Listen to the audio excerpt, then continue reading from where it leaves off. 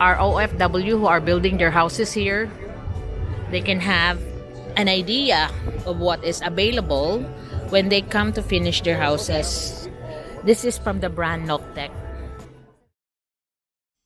I'm showing you some samples of products of architectural materials for finishing, like skim coats, tile adhesive, tile grouts, so base coats,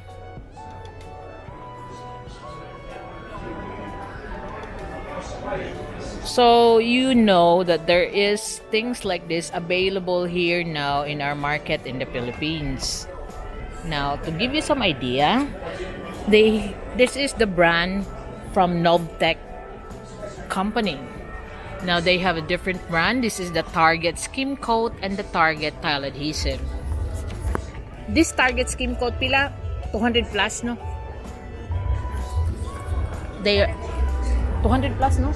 Target ng oral, ang adhesive yung mahulog siya 180 to 200. So this Target is their lowest price finishing material. This Target is exclusive to worldwide Home Depot. So this skim coat of Target range about 180 to 200 pesos. The same with their Target tile adhesive. Now you're looking at here another brand from the same company called Jura Fix. Jura Fix tile adhesive. Pila ang Jura Fix? Jura Fix 199. So the Jura Fix is about 199 per bag, and the skim coat for green skim coat is around 300 pesos for a 20 kilo bag. So same with the so ang Jura Fix nga, so this is green and Jura Fix are exclusive in Belmont. Belmont si green ang skim coat nga Jura Fix sa Atlanta. So they're exclusive to this green skim coat is in Belmont, and the Jura Fix is Atlantic Hardware. So there are just exclusive brands that Nob Tech is supplying to our exclusive hardwares. Now you can see this Jura Fix skim coat pilagang 382. So the price for a bag of 20 kilograms of Jura Fix skim coat is 382. And now they got their Nob Tech, the proper one.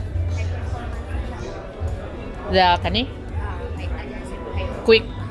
So they have their high performance style adhesive quick set from Nob Tech. This is exclusive asagang.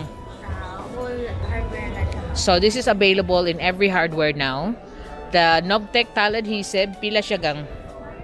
Power grip. Quick set. So around kanidi tanan. O kanin sa power grip o sa mga Nob Tech. So Nob Tech is around 500 pesos up. So like the Nob Tech quick tile adhesives. Then they also got the power grip, the non-sag tile adhesive, are also around 500 pesos. And also the Nob Tech Superflex tile adhesive. And they got a base coating for leveling plaster. Kaning base coat ni mo gampila? Base coat. Tagkuan. 300 plus na siya. 300 plus for both. Yes, ma'am. So you can see they got the non-sag properties. Ay, 295 na siya, ma'am. Ang base coat ay nga Nob Tech 300. No, kani may 295. So Jura Fix is 295. This is 300. So they got the fast setting joint compound kani. 500? 400. 400 plus, and the skim coat super fine. 400 ka pinja po. So around 400. Then they got the heavy duty, the pilang heavy duty, 436. 436, and then regular is 267. Now I'll tell you what I've been using in their product so much. All this construction I make is this stick dikit is a bonding adhesive. I use it mixing cement when I paint PVCs, mixing even the tile adhesive to make sure that it bonds so well. I've been using this a lot. Their stick dikit around 200 pesos.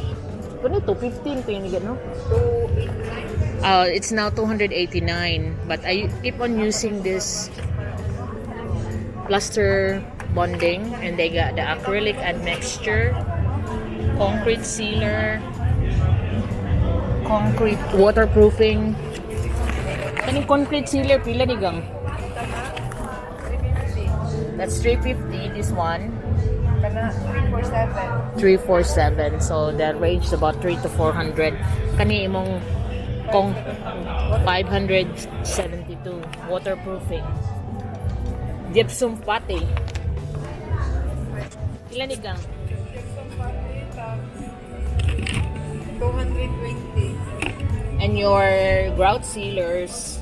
168. So the grout sealer is 168. Kani 89 pesos per bag for their Nob Tech tile grout. It's with antimicrobial protection. I've been using them as well. So I'm giving you a sample of the architectural finishing materials that are available here in the Philippines.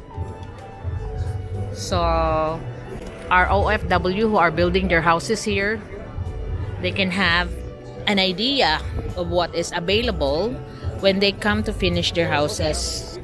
This is from the brand Nob Tech. Sa China, mag-nawi dito brand. Ayun yung factory from China. No, may nasa factory is for 2 naman daw. So they made it here. They got a factory in AS for tuna Mandaue.